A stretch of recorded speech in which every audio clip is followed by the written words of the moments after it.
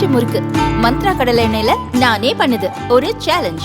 உங்களால இந்த மாதிரி முறுக்கு செய்ய முடியுமா? மந்த்ரா கடலை எண்ணெயில முறுக்கு செஞ்சு பாருங்க. ஓகே.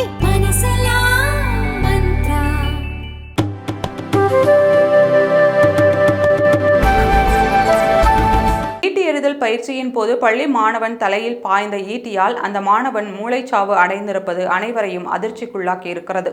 கடலூர் மாவட்டம் வடலூர் பார்வதிபுரம் பகுதியைச் சேர்ந்தவர் கிஷோர். இவர் வடலூரில் உள்ள எஸ்டிசி மெட்ரிக் மேல்நிலைப் பள்ளியில் 10ஆம் வகுப்பு படித்து வந்தார். ஜூலை 24ஆம் தேதி இவர் வழக்கம் போல பள்ளிக்கு சென்றுள்ளார். பள்ளி முடிந்து வட்டு எறிதல் விளையாட்டு பயிற்சியில் கிஷோர் கலந்து கொண்டார். அப்போது அதே திடலில் மறுமுனையில் ஈட்டி எறிதல் பயிற்சி நடந்து கொண்டிருந்தது.